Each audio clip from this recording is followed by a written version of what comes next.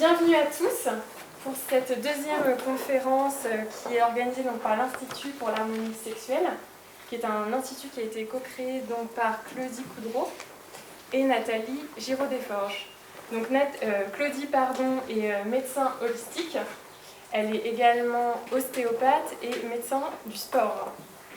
Et Nathalie, à ma gauche, qui est donc prof de tantra, sexothérapeute, hypnothérapeute, qui organise des stages et qui est la fondatrice de Piment Rose depuis 2003, qui était la pionnière dans l'importation des sextoys en France. Donc on va commencer. Ça, c'est l'orgasme classique, avec une zone où il y a un difficile retour pour l'éjaculation, un non-retour, et ensuite l'éjaculation et l'orgasme qu'on va définir, et ensuite détente et période réfractaire. D'accord ? Ça, c'est classique. D'accord ? Au niveau de l'orgasme, il y a une différence entre l'orgasme et l'orgaste. En fait, l'orgaste, c'est l'éjaculation. Certains hommes arrivent à définir la différence. Voilà. Bon, il y en a devant. Voilà.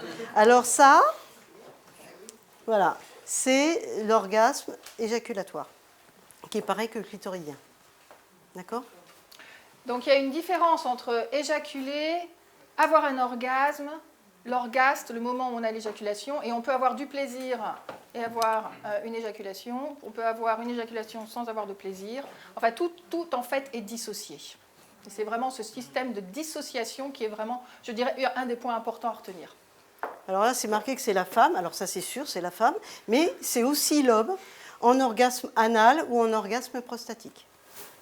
Ça fait des vagues. Et on surfe sur les vagues. Il n'y a pas de... Ah ! C'est pas électrique.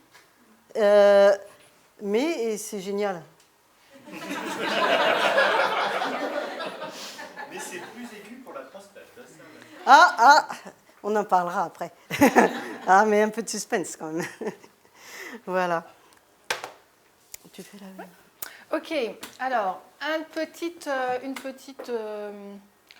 truc et astuce, puisque là, en fait, un des ADN de l'Institut, c'est aussi non seulement de vous donner de l'information, de le faire d'une façon assez ludique, comme par exemple avec le quiz, mais c'est aussi de vous donner des choses à peut-être, quand vous rentrez chez vous, à en faire l'expérience. Donc, je vous invite à lever la main droite ou la main gauche, pour ceux qui sont de la main gauche, et à la poser. Non, là, je vois que ça résiste. Là, il y a des parts qui résistent là, à lever la main.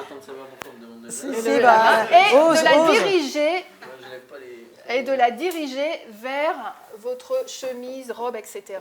Et de soulever le tissu en respirant. À faire un pli. Vous allez faire un pli sur ce tissu. Et vous allez commencer avec ce pli-là sur le tissu, un petit peu, juste à caresser ce pli-là sur le tissu que vous aurez légèrement soulevé. Mesdames et messieurs, vous êtes en train de vivre une expérience extrêmement intime, qui est, vous êtes en train de caresser la peau des couilles. Parce que oui, la peau des testicules se déplie et se caresse de cette façon. Et d'ailleurs, si vous essayez, peut-être ce soir déjà, vous verrez que ça... Après. Donc après être sorti de l'Institut, vous verrez qu'il y a des sensations à justement étirer la peau, qui s'étire bien, et à la caresser comme vous étiez justement en train de la caresser. Donc, voilà, pour le ou la partenaire, ça peut être utile. Exactement. Donc, petit truc et astuce, et merci d'avoir partagé cette expérience vraiment intime au milieu de personnes que vous ne connaissiez pas juste avant de rentrer ici. Et vraiment, c'est le message et le plaisir est vaste, immense, un champ à explorer de toutes les manières que vous voulez. Bon, on va rentrer... Tu veux bien que je fasse... C'est ça, dans le vif du sujet, parce que vous êtes venus pour savoir comment un homme peut être multi-orgasmique. D'accord ? Comment est-ce qu'un homme peut être multi-orgasmique ? Bon, il y en a qui ont déjà des idées, mais en fait, ça ne devrait pas être nous qui parlions, ça devrait être des hommes. D'ailleurs, toute la conférence devrait être faite par des hommes pour les hommes. Manque de bol, vous ne parlez pas. Et pourquoi? Nous, ça ne nous dérange pas parce que, d'ailleurs, des fois, on voit, dernièrement, j'ai vu une vidéo et on disait pourquoi c'est un homme qui parle de l'orgasme féminin. Le premier livre qui a été écrit sur le clitoris, c'était le docteur Gérard Leleu dans La caresse de Vénus. Ouais. Donc en fait, ça ne dérange pas, mais c'est vrai que la parole des hommes est moins... d'expérience en tant que fondatrice de Piment Rose, ayant vu organiser des milliers de réunions, en tout cas où ayant vu des milliers de personnes, la parole des hommes est encore plus, je dirais, moins libérée que celle des femmes, même si celle des femmes a encore à se libérer. On voit ici. Mais c'est beaucoup plus difficile de parler de l'intime, d'expérience, de ce que j'ai vu. Pour les hommes, il semblerait qu'il y ait un manque de vocabulaire, en tout cas. Donc ce n'est pas un jugement, c'est une parole qui n'est pas d'arriver à mettre des mots sur un émotionnel, puisque dans la sexualité il y a un émotionnel. C'est souvent, et ce n'est pas injurieux, ce n'est pas du tout mon propos, c'est juste une réflexion, et je ne sais pas comment vous la dire autrement qu'avec les mots que j'ai utilisés, et en tant qu'observation sur lesquelles il y a un accès au vocabulaire qui est moindre pour l'instant, parce qu'il y a de l'intime, il y a de la sensibilité, il y a quelque chose qui se dévoile de soi, et dans cette exposition, eh bien, il y a de la fragilité derrière. Voilà, il y a une BD magnifique qui s'appelle Pénis de table. Et Pénis de table, il y a 7 mecs, hein. Ouais, t'as oublié. Il y a 7 mecs et il y en a un qui interroge les autres. Et en fait, il a dit, qu'est-ce que vous ressentez pendant l'orgasme? Et là, silence radio pendant plusieurs jours. Il dit, mais qu'est-ce qui se passe? Il faut qu'on réessaye, parce que sinon, moi, je ne me sais pas. En fait, c'est difficile, vous ne mettez pas toujours de noms sur vos perceptions. Nous, on en a 50 000 des noms. Voilà. Alors, vous voulez savoir? Et juste ce que je voulais dire, c'est par exemple, rajouter, c'est que lorsqu'une femme, par exemple, est enceinte, elle se retourne vers son intériorité. Le vagin est intérieur, donc il y a toute une perception qui est rentrée vers les sensations et ce qui se passe à l'intérieur. L'homme, c'est moins, de toute façon, avec le pénis qui est à l'extérieur, donc ce sont des mots, une intériorité ou une attention qui se passe sur ce qui se passe dans mon corps qui est moins accessible. Voilà ce que ça veut dire aussi. Bon, donc j'ai interrogé quelques hommes qui sont multi-orgasmiques. Alors, il y en a 2 dans la salle qui vont parler, mais je voudrais parler de techniques qui ne sont absolument pas des hommes qui ont fait du tantra. C'est des hommes qui ont expérimenté tout seuls. Et en fait, ils disent qu'il ne faut jamais arrêter la stimulation du gland. Et donc, à ce moment-là, ils peuvent avoir une éjaculation, mais ils continuent. Et l'éjaculation se stoppe, ils continuent à garder leur érection, et ils continuent. Ils ont une nouvelle éjaculation qui est semi-éjaculation ou carrément une éjaculation sèche, il n'y a rien, et ils ont comme ça autant de plaisir qu'ils veulent pendant toute la nuit s'ils veulent. Donc il y a un petit bouquin qui montre des exercices, c'est faire l'amour toute la nuit, comment faire l'amour toute la nuit avec plein d'exercices. Mais ce bouquin n'explique pas quand même ça, c'est-à-dire que on est tous des glandus, hein. Donc le gland du clitoris, 8000 terminaisons nerveuses, à peu près, hein. Peut-être plus, bon, on ne va pas se battre, et le gland, la moitié moins. Non, 4, non, moitié. 4000. Bon, donc pareil, quand une femme vient d'avoir un orgasme clitoridien, on ne touche plus. Un orgasme éjaculatoire d'un pénis, en général, on a toutes fait cette expérience, après, pendant l'éjaculation, après on nous dit « Ah, touche plus !» En fait, il faut toucher. Enfin, si la personne veut bien expérimenter ça. Il faut toucher, et on ne perd pas son érection. Voilà. Et le plaisir est de plus en plus grand parce qu'on sait de plus en plus se servir de... Non, il rit. Des essais. Ils font des essais. Voilà, donc ça c'est important. Après, il y a des hommes et donc je veux bien Arnaud que tu parles, sur ta perception et ce que tu as expérimenté avec ta femme, dans des stages tantriques en général. Moi, je pourrais dire que j'ai découvert que j'étais multi-orgasmique. Arnaud, est-ce que c'est possible que tu viennes ici Ouais, avec nous? bien sûr, ouais. Viens. C'est...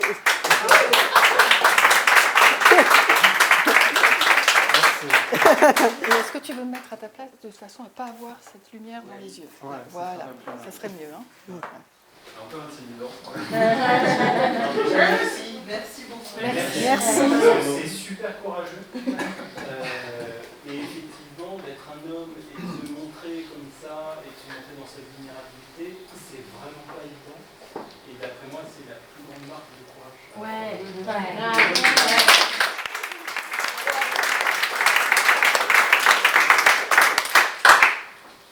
Merci beaucoup. Merci Ça à me vous. touche. Voilà. Et en même temps, j'ai envie de commencer en disant que le fait de découvrir que j'étais multi-orgasmique, c'est vraiment un cadeau que j'ai reçu. Et que je suis vraiment ravi d'avoir l'occasion de le repartager, parce que c'est quelque chose que je souhaite à tous les hommes. Voilà. Ça a vraiment changé ma vie, et pas que sexuelle. Vraiment. Moi, j'ai découvert ça totalement par hasard, dans mon premier stage de tantra, en fait, où je ne cherchais pas du tout ça. Où j'étais venu dans un stage de tantra en sachant moyennement ce que c'était. Enfin, bon, je ne savais pas trop à quoi m'attendre. Et c'était un stage d'une semaine, j'ai vécu ça vraiment comme une explosion. C'était il y a un peu moins de 2 ans. Et une explosion où j'en ressens encore les soubresauts aujourd'hui. Il y a toujours des choses qui continuent de cheminer en moi. Tu as quel âge, Arnaud? J'ai 47 bientôt. D'accord, donc tu as découvert ça à 45 ans. Ouais. Il n'est pas trop tard.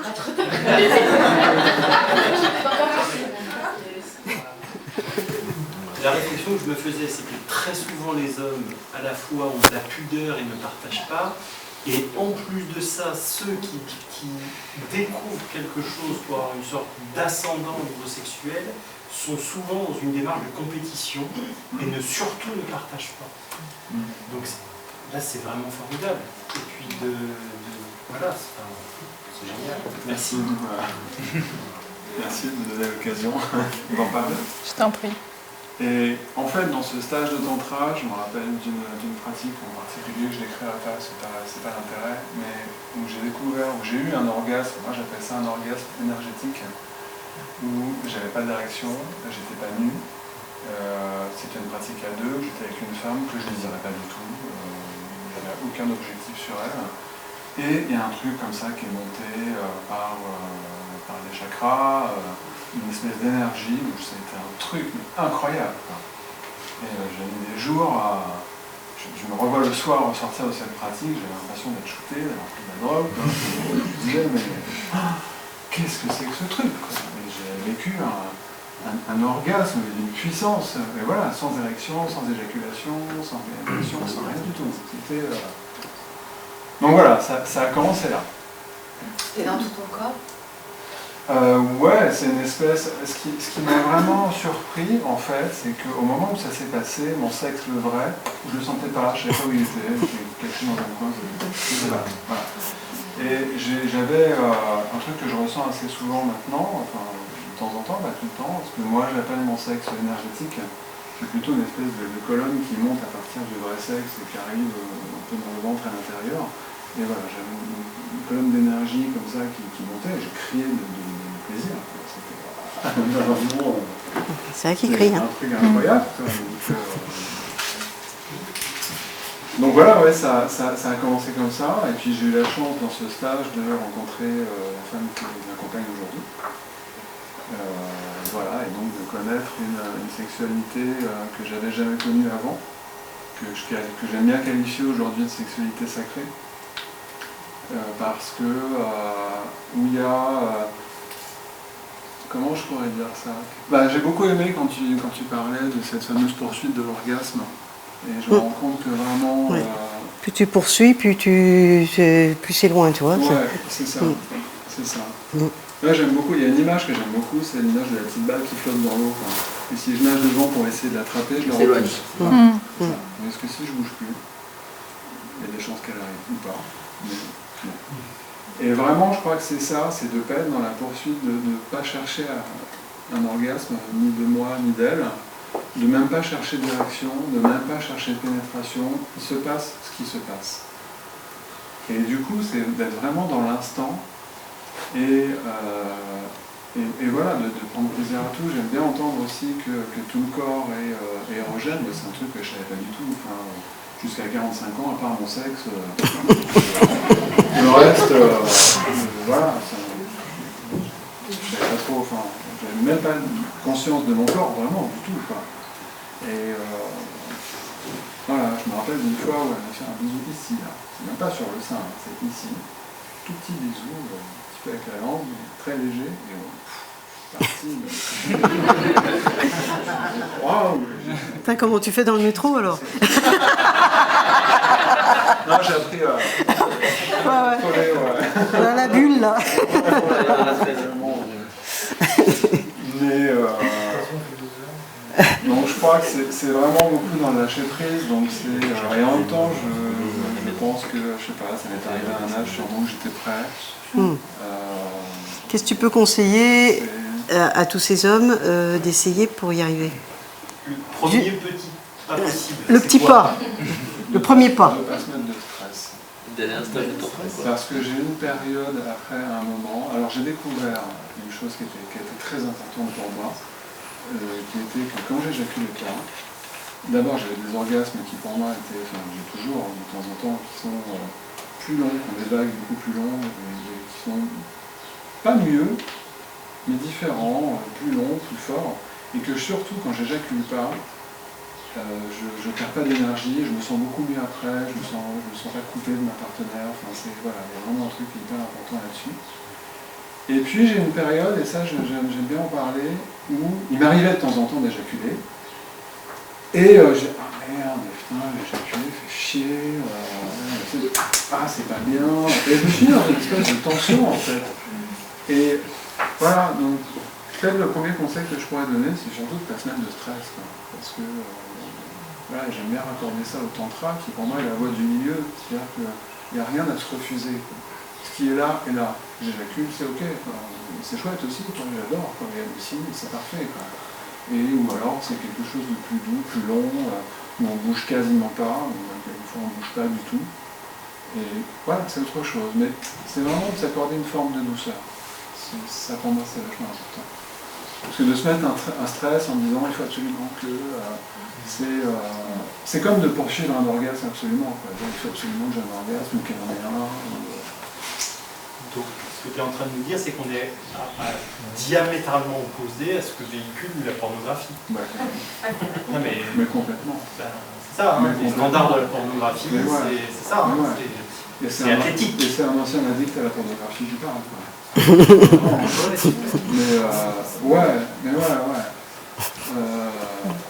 Ouais, la tension qu'on met, enfin que moi je pouvais mettre, j'étais un frustré sexuel, hein, j'ai pas honte de le dire, que je pouvais mettre à sortir en boîte pour draguer mon art et vite coucher et vite avoir une éjaculation qui dure 3 secondes et après être fatigué, déprimé, et toute la tension et les dépenses d'énergie, je l'ai mis là-dedans. C'est terrible, quoi. C'est terrible. Alors que moi, j'ai vraiment cette chance, quoi, dans ce que je vis aujourd'hui, dans ce que j'appelle cette sexualité sacrée. Ça m'ouvre énormément de choses. Il y a des choses dans ma vie qui se débloquent vraiment par rapport à cette sexualité, cette non-recherche de résultats. Le fait d'être dans l'instant, quand je le vis dans la sexualité, je l'intègre dans mon corps. Et pour moi, c'est bien autre chose que de le comprendre intellectuellement. Et du coup, dans ma vie de tous les jours, j'ai une grosse prise de conscience via la sexualité. C'est vraiment... c'est un cadeau. C'est pour ça que je suis triste de cette pornographie et de ce que ça véhicule, parce que la sexualité peut permettre tellement de choses. Et à l'inverse, on est en train d'en faire une tension, quelque chose qui va à l'opposé de ce que ça peut permettre. Je ne sais pas si je suis clair. Est-ce que pour être plus détendu, être plus dans ton corps, est-ce que tu utilises par exemple des exercices de respiration, de la cohérence cardiaque, de la respiration ventrale? Est-ce qu'il y a des choses comme ça que tu peux tout de suite nous transmettre simples à essayer en fait? Puisque j'entends que puisque c'est pas mental, tu ne peux pas nous faire de cours. On peut C'est con. essayer en fait. Pour moi, il y a plusieurs choses. Alors, là, je vais parler uniquement de mon expérience à moi, mais en même temps que cette découverte du tantra, j'ai commencé le yoga. Et donc, je travaille des postures et beaucoup la respiration. Pardon. En même temps que la découverte du tantra, j'ai découvert le yoga. Et moi, ça m'aide beaucoup à prendre conscience de mon corps, puis à travailler la respiration aussi. Ouais. Et dans la sexualité, ce que je pourrais dire, moi, qui m'aide beaucoup, alors la respiration, oui.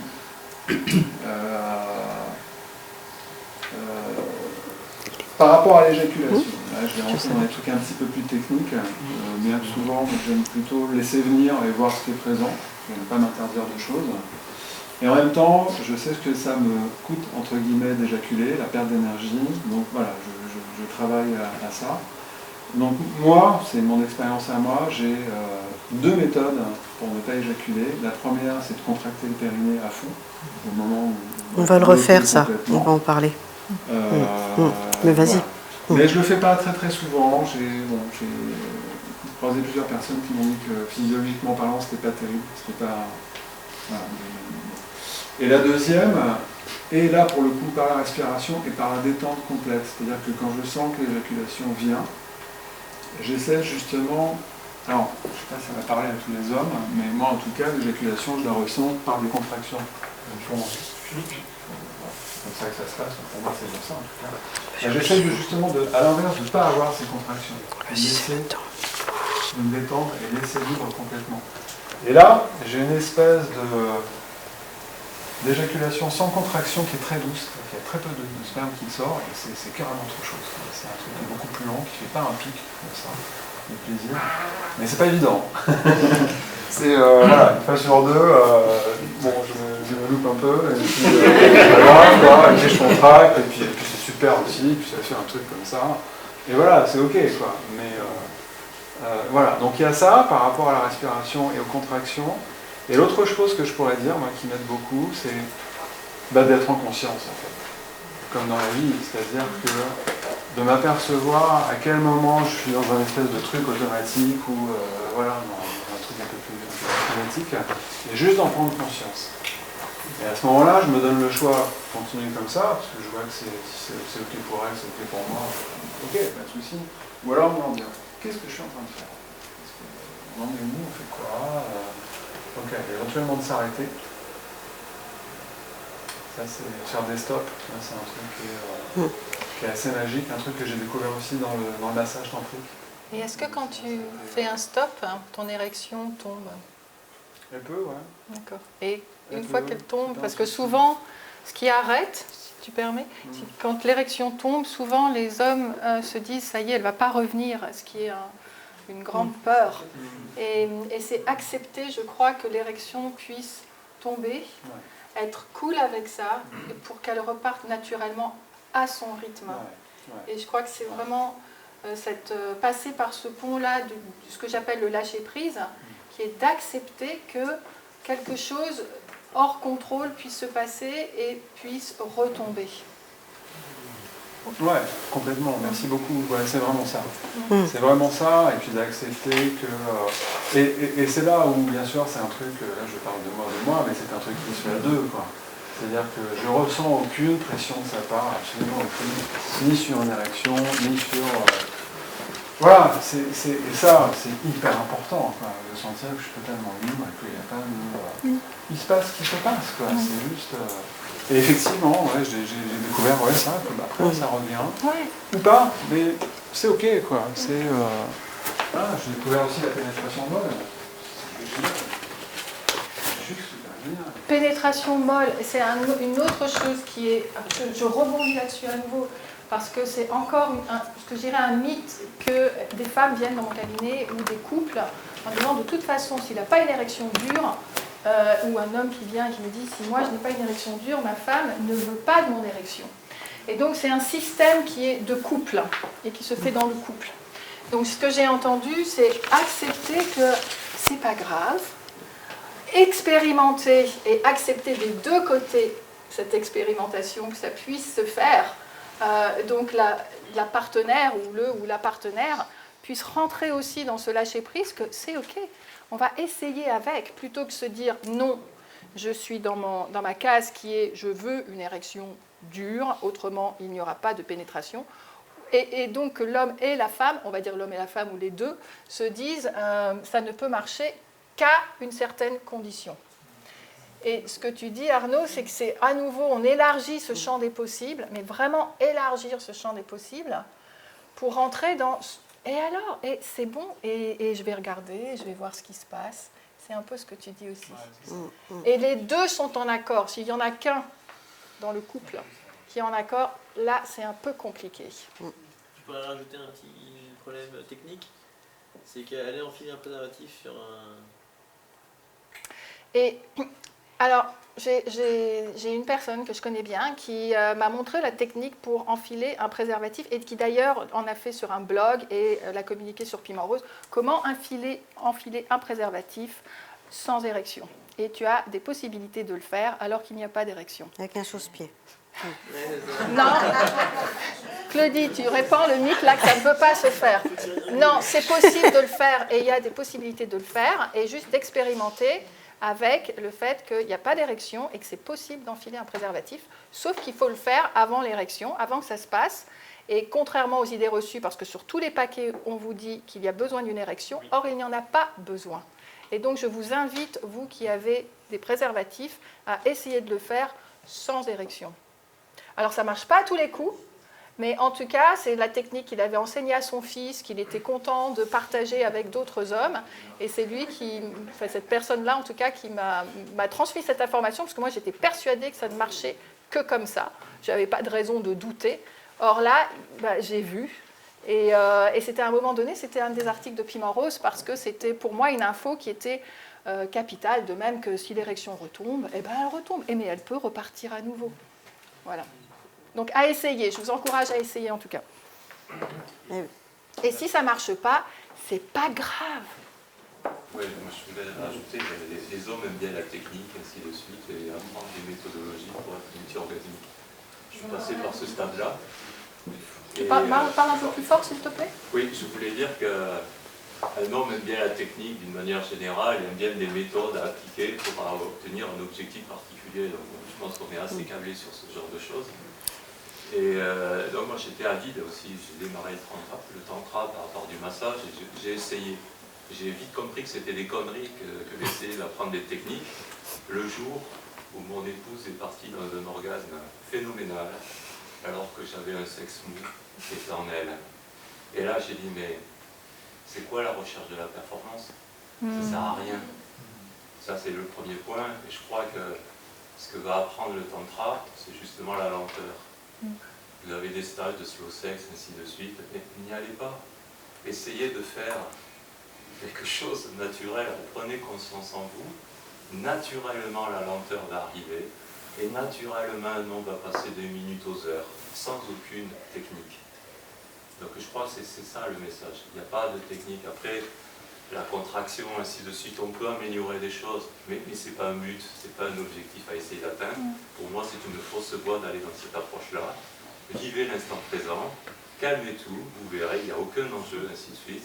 Et vous verrez, à ce moment-là, vous pourrez progresser, aller sur de l'expérience, aller essayer effectivement de retarder cette éjaculation qui effectivement, c'est la fin de la fête, l'éjaculation. Une fois que vous avez compris ça, vous faites de tout pour ne pas l'avoir.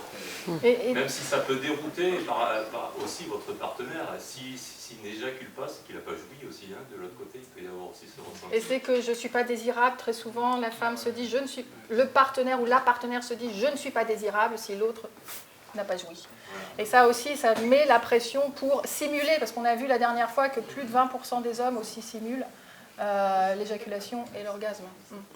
Et je pense que tu as dit quelque chose d'important, enfin je voudrais voir, c'est la connexion. Ce dont tu as parlé, c'est d'être connecté.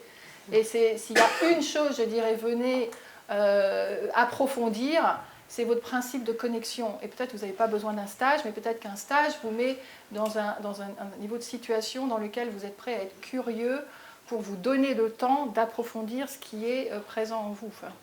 Mais bon, on s'éloigne un peu du sujet qui était l'homme multi-orgasmique. Merci pour votre témoignage. Et c'est top d'entendre la voix des hommes.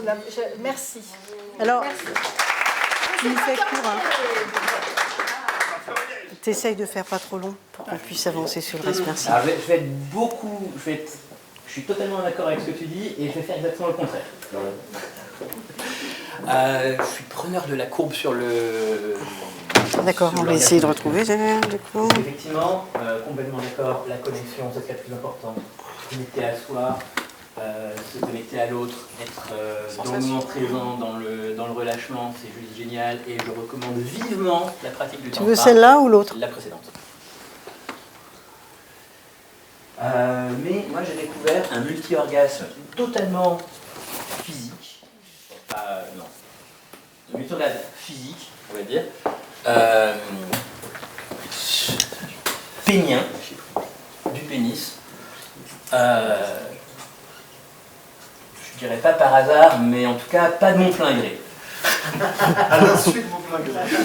Pas de mon plein gré avec une de mes partenaires. Alors, ça fait très longtemps que je me concentre énormément sur les orgasmes de mes partenaires.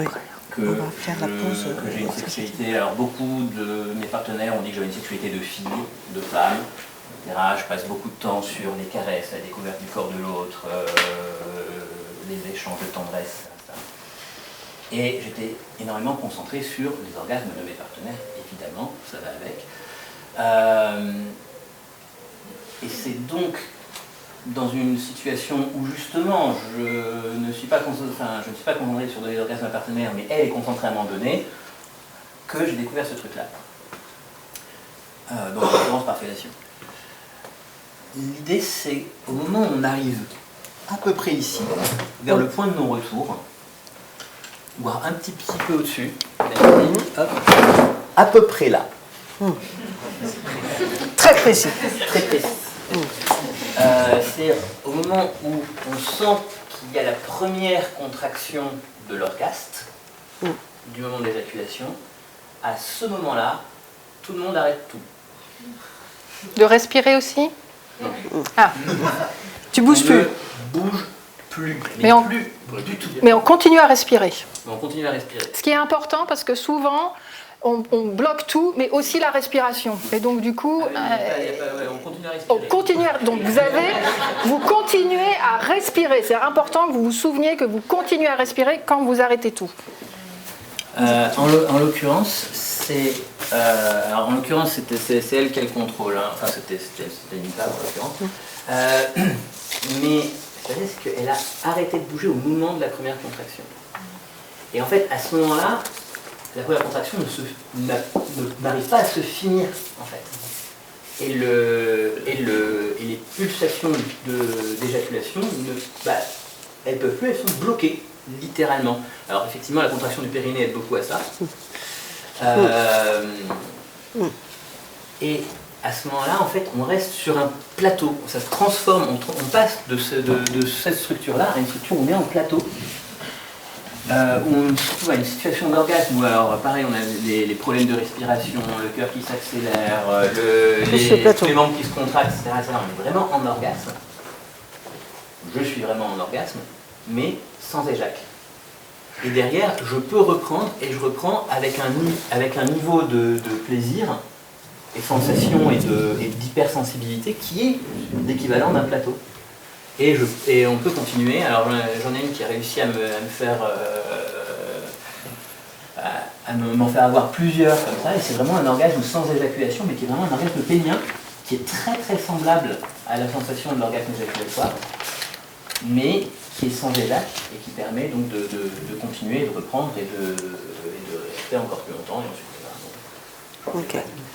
Et c'est vraiment un truc assez génial. Et c'est donc au moment où la première contraction commence à se manifester, on arrête de bouger, on arrête de frotter, on arrête de...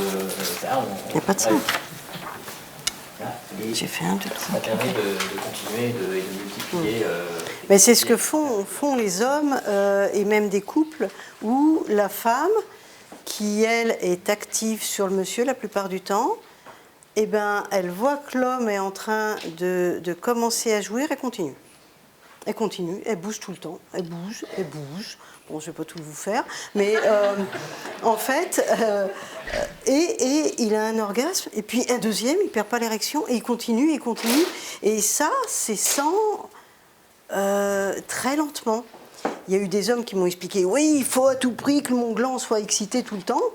Ouais, mais on peut faire tout en douceur. Voilà, tout en douceur. J'en profite pour faire passer mon boudin. C'est-à-dire que là, il y a le point G, pour ceux qui veulent sentir. Donc, c'est du latex à l'intérieur. On a fabriqué ça avec mon fils. Donc, deux doigts dans le vagin. Vous sentez le point G qui est un peu... qui accroche. Et tout au fond, vous sentez le col. D'accord? C'est comme le bout de nez. Ça fait ça. Et là, un seul doigt pour l'anus. Et là, c'est tout au fond. Il est tombé un peu. Mais en fait, la prostate, on l'a en tout petit au bout. Donc, on en parlera, mais massage prostatique avec un petit doigt comme ça, il faut presque mettre le poing pour y arriver. Donc, on ne va pas parler de ça. Voilà, petit boudin. Tiens, on commence par là. Ah non, on commence pas par là. On commence par là, vous faites passer le boudin.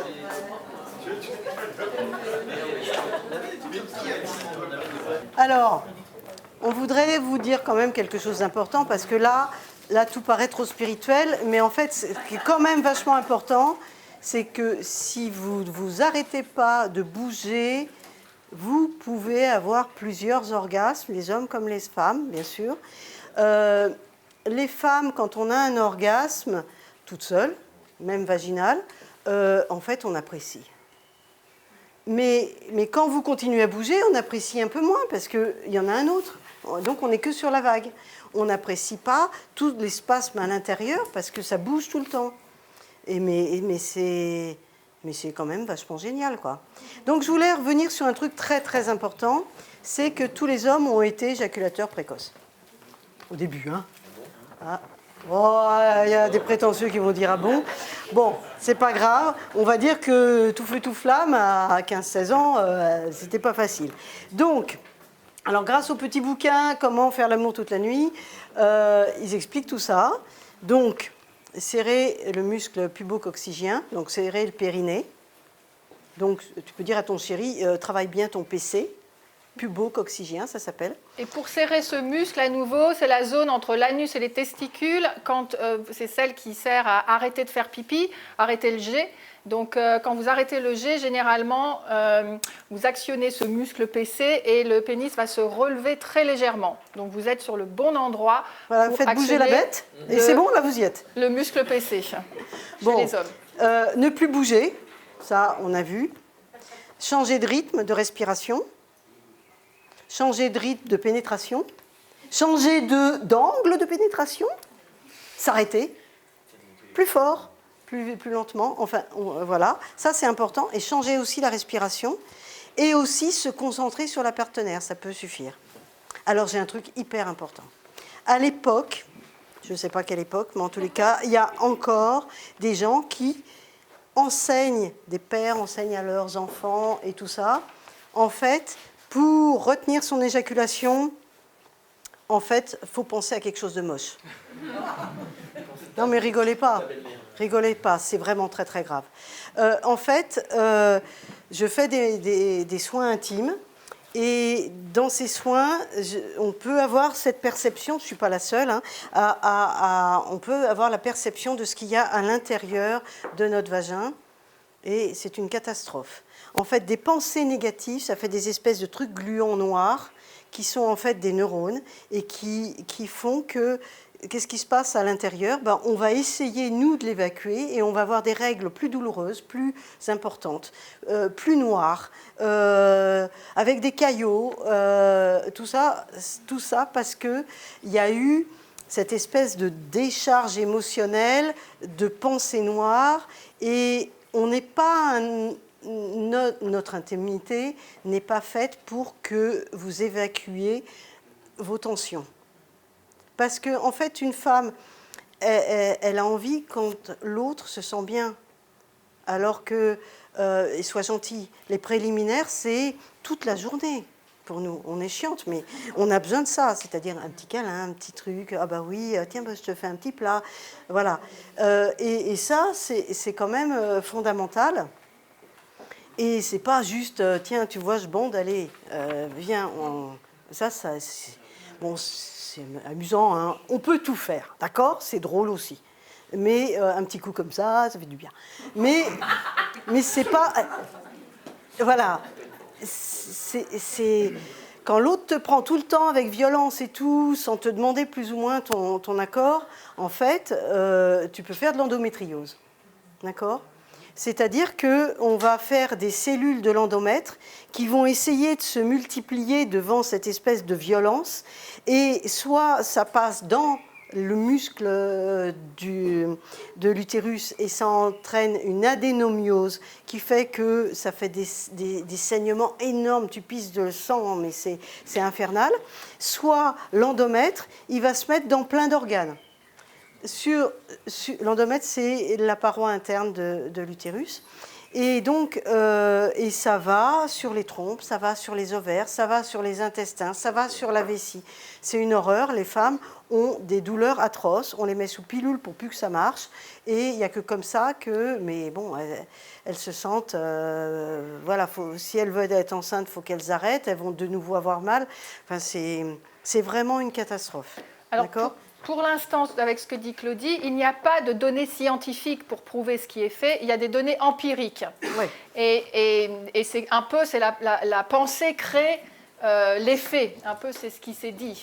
Comme si, d'ailleurs, vous en faites l'expérience, si vous êtes connecté à votre partenaire, à nouveau sous la couette, et qu'il se passe quelque chose et que votre partenaire switch et se dit « Ok, je pense à autre chose », si vous étiez dans cette connexion-là assez fine, vous allez voir que le lien est rompu. Vous allez le sentir et le maintenir. Et ce que Claudie dit, c'est que si on y met en plus des pensées négatives très moches, eh bien, il peut y avoir d'autres influences qui ne sont pas encore mesurées, qui ne sont pas encore quantifiées, et ça serait...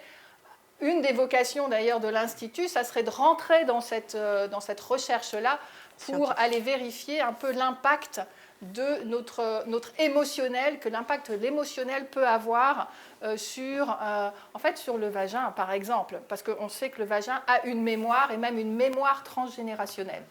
Voilà, c'était un peu ce que je voulais ajouter. En fait, sur le plan embryologique, les petites filles, à la 6e semaine, quand elle est dans le ventre de maman, ouvre ses chromosomes sexuels et se mélange avec les chromosomes sexuels les chromosomes de la mère.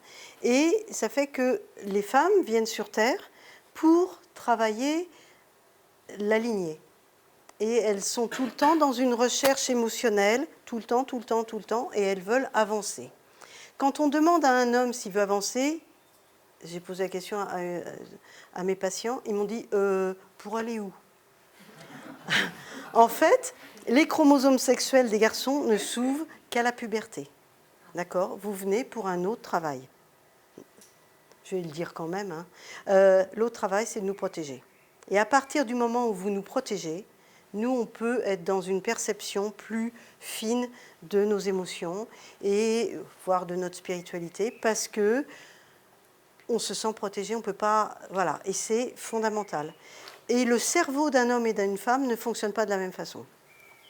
Les hommes doivent être actifs, efficaces. Donc, il faut qu'il n'y ait pas trop de pensées. Donc, les pensées, en fait, vous pensez plus avec le tronc cérébral derrière, et la pensée qui gêne, pof, elle va derrière pour que vous soyez efficace et vous battre. D'accord? Nous, c'est l'inverse. On réfléchit au niveau des noyaux gris. Il y en a cerveau droit, cerveau gauche. Et nos pensées, c'est comme une bille de flipper. Hein, ça fait ding, ding, ding, ding, comme ça. Donc en fait, on a tendance à se noyer. C'est pour ça qu'on a besoin de parler. Mais parler beaucoup. Et le mieux pour nous, ce qui est le plus important pour nous, c'est d'avoir des copines. Le plus important pour un homme, c'est d'avoir une femme. Totalement différent, c'est une expérience. Hein. Ils ont dosé les neuromédiateurs, dopamine, sérotonine, sur 2000 personnes. Et ils ont vu qu'effectivement, les hommes, c'est hyper important d'avoir une femme. Et nous, c'est hyper important d'avoir des soirées entre nanas. Voir, on s'appelle, c'est hyper important. Et bien sûr, donc j'irai ajouter sur ce que dit Claudie, c'est expérientiel, ça dépend si on est dans quel couple on est, ça dépend de l'éducation, ça dépend d'où on est, etc. Donc vraiment, c'est encore beaucoup d'études qu'il y a à mener sur ce front-là. Okay. Tu veux parler de un médicament? Ah oui, alors pour l'éjaculation précoce, maintenant il y a un médicament qui marche, c'est un antidépresseur et qui marche assez bien à petite dose, qui fait que on peut aider des hommes comme ça, mais souvent la technique, et notamment une femme assistante sexuelle peut s'occuper d'un homme et en 3 séances régler le problème d'éjaculation précoce. Malheureusement, l'assistante sexuelle n'a plus le droit de travailler. C'est interdit par la loi. On a le droit, ils n'ont plus le droit de travailler. C'est interdit par la loi, c'est du pénal.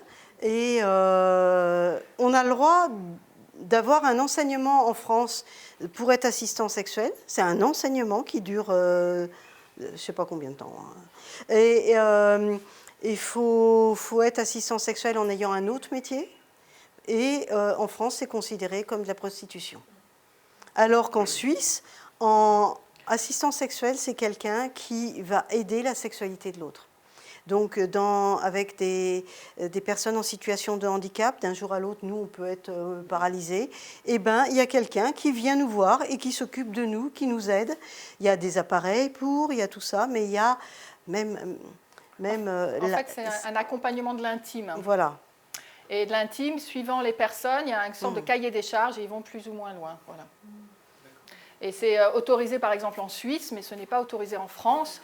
Si moi, par exemple, je connais une personne qui est assistant ou assistante sexuelle, je pourrais être qualifiée de proxénétisme pour mettre en relation cette personne avec... je travaille beaucoup dans le secteur du handicap, où les personnes sont laissées pour compte, et où il y a une omerta encore plus grande, donc handicap, omerta, sexualité, omerta, omerta plus omerta égale double omerta. Donc c'est encore plus difficile de parler, enfin de l'accompagnement, en tout cas de l'intime, est encore plus difficile dans le secteur du handicap. Voilà. Et pardon, du coup, les personnes qui font du massage tantrique et qui aident les hommes à ne plus avoir d'éjaculation précoce, là, normalement, tu n'as pas le droit de le faire. Tu n'as pas le droit de le faire. Tu n'as pas le droit. En France. Soigner quelqu'un? Non, tu n'as pas le droit. De toute façon, tu n'as pas le droit de mettre les mains. Voilà. Le droit de mettre ni les la doigts, bouche. Ni la bouche, sauf à être réglementé dans le cadre médical. Bah non. Bah, c'est bénévole. Là, on va aborder un autre sujet qui est plutôt légal. Donc, je propose qu'on revienne sur... sur quoi, là? Sur la prostate, pardon? Une sage-femme pourrait le faire, par exemple. Oui, une sage-femme, oui, qui est habilitée. Un kiné aussi, qui est habilité. Mais par exemple, l'ostéopathie intrapelvienne n'est plus est bannie maintenant en France. C'est-à-dire que tu n'as plus le droit, un ostéopathe n'a plus le droit de mettre voilà, ni les doigts dans l'anus, ni les doigts dans le vagin pour remettre un coccyx en place ou pour réparer. En plus, il y a plein de techniques qui sont nettement plus faciles à l'extérieur. Mais ouais. Voilà. C'est interdit légalement. Oui, c'est ça. Et à la fin, juste sur la conclusion de la partie d'avant, vous disiez que les assistants et dans un cadre réglementé pouvaient le faire? Non, pas en France. Pas en France. Pas en France, tu n'as pas le droit. Mais il existe, tu as la PAS, qui est une association avec Marcel Nuss, par exemple, qui s'est marié avec une assistante sexuelle, sa femme est maintenant une assistante sexuelle, qui œuvre et qui propose des cours, d'ailleurs, pour être assistant sexuel, mais tu le fais en sous-marin.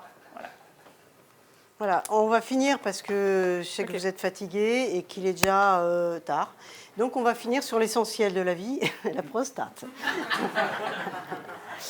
Je pense que tu vas nous parler des massages prostatiques. De ma prostate. Donc, alors, des femmes ont une prostate aussi, elle a à peu près 5 grammes comparée à celle des hommes, qui est à peu près de 20 grammes, qui est là, qui est juste de la taille d'une noix, sous la vessie. Ici, c'est une glande, et c'est cette glande qui va se contracter pour permettre d'éjecter le liquide prostatique. Donc, la prostate, généralement, se masse par l'intérieur. C'est-à-dire, c'est pour ça qu'on appelle ça un toucher rectal, ça se passe de l'intérieur. Elle peut aussi se toucher par le muscle qui est juste en dessous ici, qui est un muscle, quand on le presse, vous avez un réflexe qui est, le pénis se redresse. Essayez un peu. Pas maintenant. Merci Claudie de l'ajouter. Pas maintenant. Une fois que vous êtes chez vous, oui. Tout à l'heure, dans le quiz, je ne suis même pas sûr, mais on a compris que la prostate chez les hommes servait, si je me souviens bien, à stocker le liquide séminal. Oui. Et fabriquer. La fonction de la prostate. Et chez les femmes, écoute, pour l'instant, il y aurait une fonction avec les glandes de Skene qui serait de lubrifier plus abondamment, en fait. Voilà. Donc, la prostate, une fois qu'elle est touchée, alors c'est vraiment reconnu, le massage prostatique est reconnu depuis des millénaires. À peu près, les taoïstes déjà le pratiquaient, 5000 ans avant Jésus-Christ. Et donc, en massage rectal, c'est-à-dire que l'introduction du doigt, c'est plutôt ce doigt-là, ici. Ça peut être fait avec la main, ça peut être fait avec un stimulateur prostatique de soi à soi. Il y a plein de façons de faire des massages prostatiques, mais généralement, c'est interne. Et ça diminue l'adénome de la prostate. Ça, c'est hyper important, et donc aussi les cancers. Donc, ce qui se passe, en fait, la prostate... C'est pour ça qu'il est blanc, 50 ans, scientifiquement. Ouais. Pourquoi à 50 ans, généralement, on passe par un toucher rectal où on observe le taux du PSA? Parce qu'il y a une envie fréquente d'uriner la nuit. Très souvent, c'est la prostate qui grossit. Donc, une prostatite bénigne, ça peut être un adénome, ça peut être une prostate qui grossit vraiment beaucoup. En grossissant, elle appuie sur la vessie. Et donc, quand elle appuie sur la vessie a moins de place. Donc, évidemment, il faut qu'elle se libère. Et tous les hommes plus vite. grossissent. Hein. Tous ont une prostate qui grossisse. Ouais. De toute façon, après 50 ans, ça grossit. Donc et c'est pas grave. Je veux dire, du moment que vous ne vous levez pas 3, 4, 5 fois dans la nuit, ce n'est pas grave. Donc, ce qui a été observé, par exemple aux États-Unis, c'est de là d'où vient par exemple l'anérose, qui est un stimulateur prostatique qui se met de cette façon dans l'anus, imaginez, et c'est en contractant les muscles du sphincter que regarde, tu l'as là.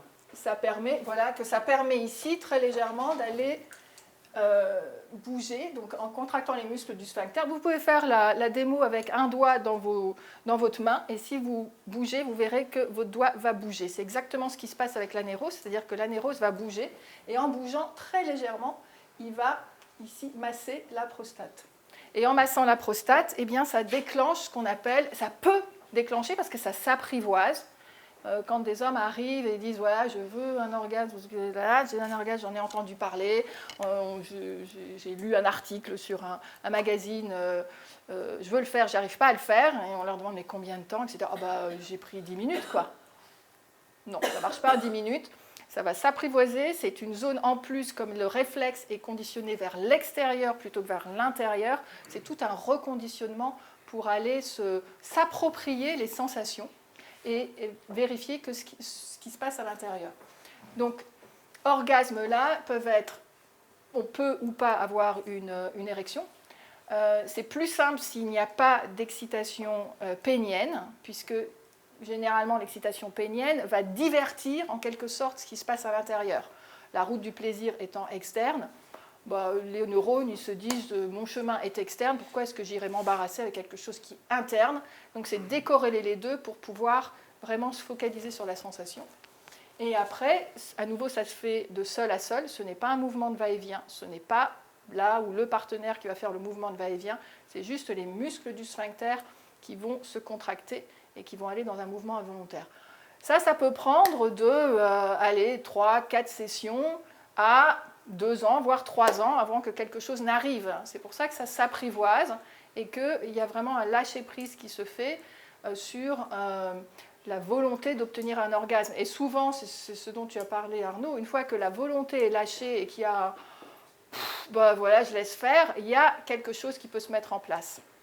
Voilà pour une façon d'avoir, par le massage prostatique, mais seul à seul, sans qu'il y ait le ou la partenaire qui soit présente, donc non dépendant, j'appelle ça autonome, d'avoir des sensations de plaisir qui sont très particulières et qui vous amènent sur une route qui peut être l'orgasme, comme ça peut être une route de sensation qui est particulière. Vouloir rechercher son orgasme à tout prix, c'est le laisser au vestiaire. En fait, il faut être dans un certain lâcher-prise. Et moins on veut, plus on y arrive. Ouais. Et donc, il y a une possibilité de se passer de ce jouet, et surtout quand on s'enquiquine dans une réunion, et de s'amuser à jouer pendant une demi-heure son PC, hein, pubo-coccygien. Et au bout d'un moment, en fait, ça peut entraîner une espèce de vague énergétique qu'on peut appeler orgasme, qu'on peut appeler état modifié de conscience. Mais enfin, ça fait vraiment quelque chose. Donc, si vous devez être cool... Oui, ah, non, tout à fait. Ça marche aussi pour les femmes. Ouais, ah, mais pour les femmes, on a plein de choses. Oui. Tout à fait. Le muscle PC, on l'a aussi. Hein. Oui. Tout à fait. C'est aussi bien pour les hommes que pour les femmes. Dans la dernière conférence, il y a eu un petit exercice, justement, pour et les hommes et les femmes, pour ramener l'énergie et conscientiser cette zone, qui s'est fait sur 3 minutes. Et déjà, il y avait, pour certaines personnes, de la chaleur qui pouvait se manifester. Donc, ça active les centres énergétiques. Et tu poursuis ça d'une façon tranquille à nouveau. Il y a plein d'autres exercices que tu peux faire en agissant sur la respiration et ce muscle, d'une façon tranquille, pas en le serrant comme un bourrin, mais d'une façon très tranquille pour qu'il y ait des sensations qui commencent à se prolonger. Et en plus, tu investis cette zone, donc tu la rends vraie, tu la rends vivante. Oui, et puis en plus, tu fais ça tranquille, ça se voit pas. Hein. Exactement. En loose day, quoi. Bon, alors là, on va aborder quelque chose, justement, par l'anus. Juste ce que je voudrais ajouter pour répondre à ta question, ce que l'on sait, c'est dans les cas de handicap, c'est-à-dire qu'il y avait un accès à la sensation sans se poser de questions et un accès au plaisir qui était l'accès par le dorsal, par exemple, ou par le pénien ou clitoris, etc. Lorsque les nerfs érecteurs, les nerfs du plaisir sont coupés, eh bien, les sensations se propagent différemment et arrivent différemment. Alors même que, normalement, si on dit que, par exemple, pour les femmes, ça vient du clitoris, le clitoris, toutes les sensations sont coupées, par exemple, on le sait, par un accident, par exemple, et le plaisir arrive différemment. Donc, aussi dans d'autres cas de handicap que j'ai vus, le plaisir arrive et se ferait un chemin qui n'est pas encore, je vais dire, énergétique, parce que c'est la seule façon que j'ai quand une personne a les yeux fermés et que juste avant tu viens de lui mettre des aiguilles pour vraiment et te dit non, je ne sens rien, et tu commences un massage et la personne te dit ah ouais, tiens, tes mains elles sont là, ah ouais, tiens, tes mains elles sont là, oui, là je sens quelque chose, là je sens quelque chose, alors qu'avant ce n'était pas possible. Si tu veux, on arrive dans un autre domaine que j'appelle le domaine énergétique, quantique, ce qu'on veut. Voilà. Et donc il y a des tas de routes qui sont possibles. Et c'est ça qui est merveilleux, c'est que le corps humain a une capacité d'exploration, à s'ouvrir ou à se refermer, ouais, on va voir à s'ouvrir s'ouvre. Ou à se refermer, et à sentir ou à ne plus ressentir en un système protecteur qui est très, très, très, très développé. Voilà. Bon, donc on va parler de savoir si vous allez pouvoir vous ouvrir. Donc pour vous ouvrir, effectivement, c'est un peu coincé le trou du cul des mecs, alors que le plaisir est extrêmement identique. L'orgasme anal, c'est le même. Hein, on est fait exactement pareil. C'est simple, hein. Vous allez jusqu'ici, il n'y a pas la prostate chez les femmes. On examine un anus féminin ou un anus masculin, on ne va pas pouvoir vous dire « Ah tiens, c'est un anus féminin, ah tiens, c'est un anus masculin ». C'est le même, jusqu'à ce qu'il y ait la prostate. Voilà. Alors, donc les sensations de plaisir au départ sont exactement les mêmes. Si une femme peut jouir anal, un homme peut jouir d'une façon anale. Si on lui dit « Ah ben non, non, c'est la même chose ». Après, il y a la prostate et il y a double Kinder. Voilà, donc la plupart des sextoys avec ceinture, c'est ça. Mais là, donc, on n'a qu'un orgasme anal. d'accord, qui est pas mal, hein, qui évolue en vagues comme ça, qui est exactement pareil pour les femmes. Donc, allez-y, parce que vous avez vu, certaines femmes aiment beaucoup, donc il n'y a aucune raison que vous n'aimiez pas. Donc, on va parler peut-être de vos blocages, mais là, on va quand même parler de plaisir, comme ça va peut-être vous débloquer. Donc alors, les blocages, ah bah, parlons-en. Non. Parlons de vos blocages. Non, je ne fais pas une séance de psy. Hein. Non, mais regarde, on a tout ça qu'on a réussi à vous pondre. Alors, là, une ceinture. Parce que, en fait, une femme qui prend un homme avec une ceinture, ça fait du pegging. Du chevillage. Chevillage. Pegging. Pegging. Voilà. Et bon, avec ce genre de ceinture, où on met ce genre de bébête à l'intérieur, en fait, ça, même la plupart des homosexuels ne connaissent pas, parce qu'ils n'ont pas acheté ça. C'est con, hein? Ça ou ça. Bon, quand on est un peu plus grand.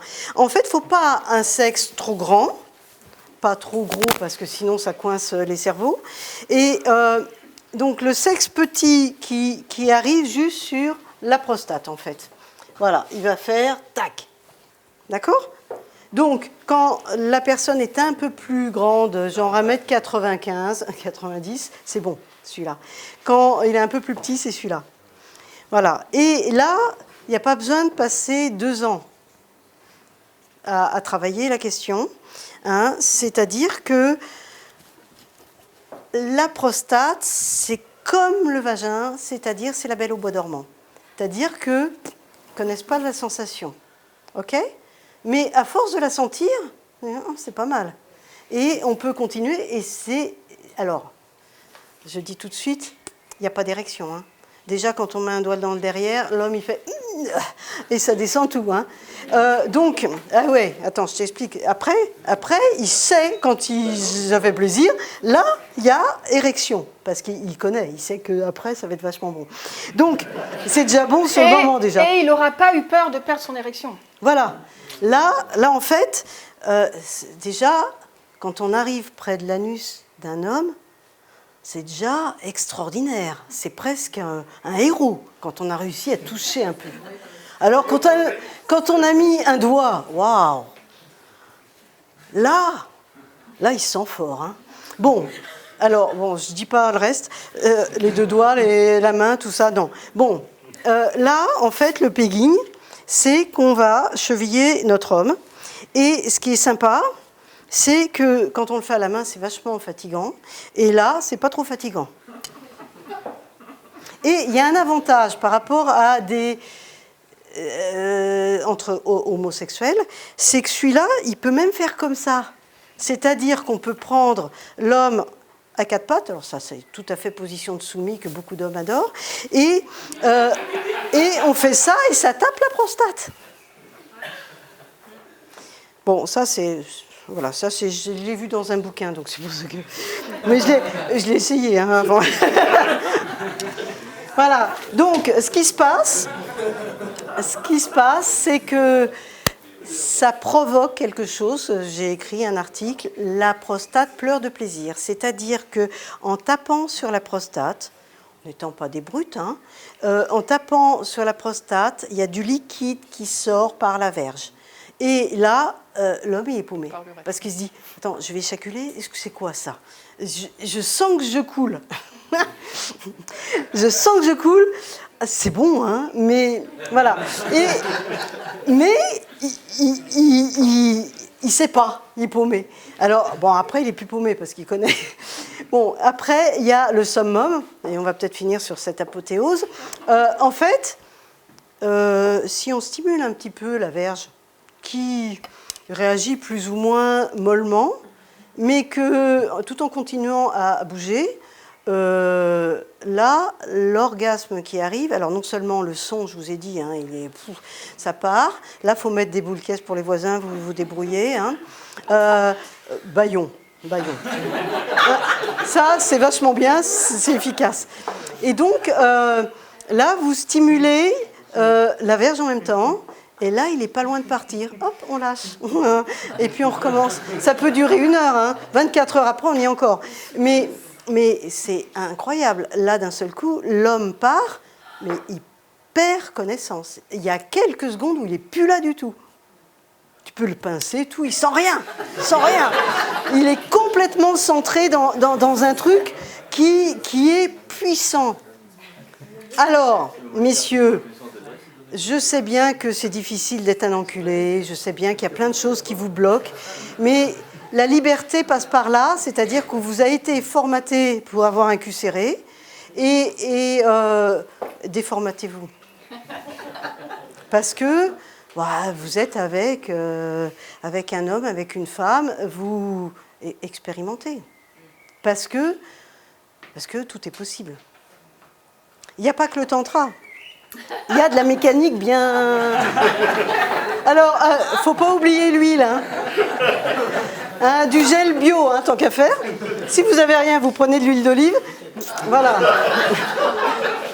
On fait comme on peut. De l'huile de noix de coco, c'est très bien aussi. De l'huile de noix de coco vierge. Vous avez tous sur votre... normalement, vous auriez dû avoir... Alors, le stylo, je les reprends. En revanche, le petit sachet de lubrifiant, vous pouvez le garder. C'est cadeau de Piment Rose. Mais ce qui est important aussi de savoir, c'est que l'anus ne lubrifie pas. C'est un aspirateur, donc ne mettez pas n'importe quoi dedans. Ça, c'est un anti-aspirateur. C'est-à-dire que ça bloque. D'accord ? Il y a une base. Il y en a d'autres ? Ouais, ça aussi, ça bloque. Sinon, il y a des bouteilles de champagne qu'on retrouve aux urgences. Ouais.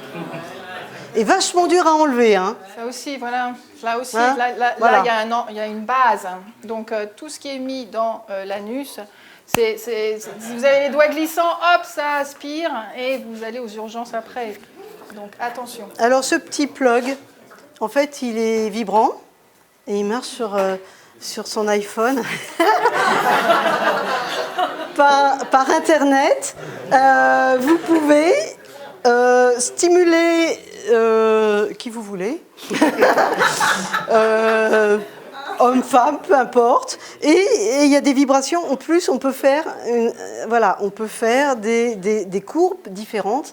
On peut faire comme ça. On peut faire comme ça, très douce, pas trop douce. On peut s'amuser. C'est le même. Aussi pour la... Ça, c'est pour l'anus. Ça, c'est donc. Ça, bien sûr, ça existe pour Madame et Monsieur. Ça, voilà. C'était juste pour vous dire que ça existe. Vous ne savez pas donné. Il a l'appli, moi aussi. De grands applicateurs. Sur Piment Rose, vous pourrez les retrouver. Celui-là, par exemple, s'appelle le Nexus. Donc, c'est vrai qu'il y a du plaisir du couple, puisque là-dedans, nous sommes dans à nouveau l'exploration. Jouer les genres, et si j'étais, et si t'étais, et voilà. Et donc, alors c'est pas une injonction, c'est pas ayez un orgasme, c'est prenez du plaisir à découvrir ce qui se trouve sous votre main, votre langue, votre peau, sous votre nez, dans votre être. Et donc, prenez plaisir sur cette route. Et bonne découverte à vous tous. Ouais, éclatez-vous. Merci.